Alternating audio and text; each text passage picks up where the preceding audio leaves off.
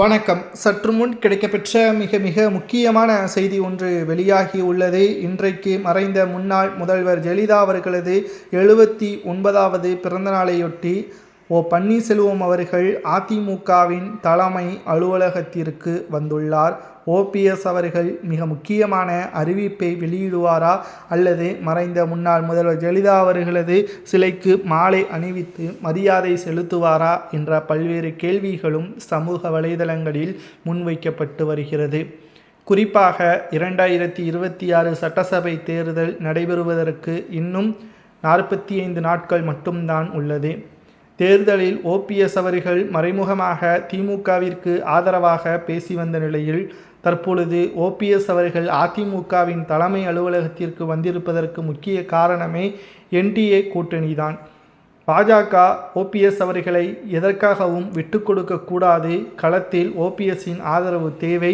தென் மாவட்டங்களில் ஆதரவுகள் ஓபிஎஸ் அவர்களுக்கு இருக்கிறது.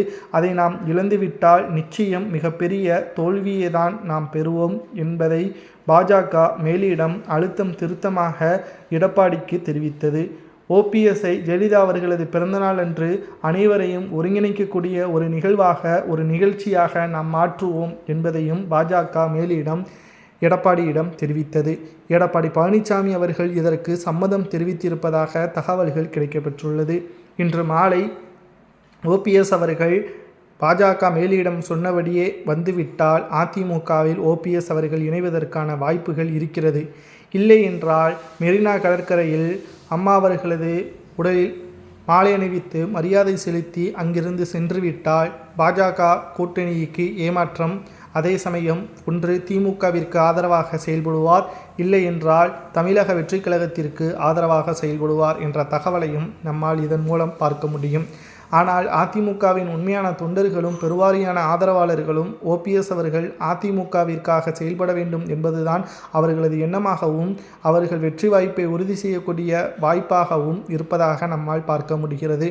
2026 சட்டசபை தேர்தல் நெருங்கக்கூடிய நிலையில் ஓபிஎஸ் அவர்களுக்கு இந்த ஒரு வாய்ப்பை நிச்சயம் வெற்றி வாய்ப்பாக பார்க்கப்படுமா என்பதை பொறுத்திருந்து பார்க்கலாம். இந்த தேர்தலை பொறுத்தளவிற்கு நிச்சயம் ஓபிஎஸ் அவர்கள் பல தோல்விகளுக்கும் நீதிமன்றத்தின் அலைச்சலுக்கு பிறகும் கிடைக்கக்கூடிய நல்ல வாய்ப்பாக ஓபிஎஸ் அவர்கள் பயன்படுத்த வேண்டும் என்ற தகவலையும் நம்மால் பார்க்க முடிகிறது. பொறுத்திருந்து பார்க்கலாம். அடுத்த கட்ட நடவடிக்கை என்னவாக மாறப்போகிறது, யாருக்கு ஓபிஎஸ் அவர்கள் ஆதரவுகளை கொடுக்க போகிறார், ஜெயலலிதா அவர்களது பிறந்த நாளில் ஓபிஎஸ் அவர்கள் எடுக்கக்கூடிய முடிவால் அதிமுகவின் அரசியல் வட்டாரத்தில் பரபரப்பு ஏற்பட்டுள்ளது.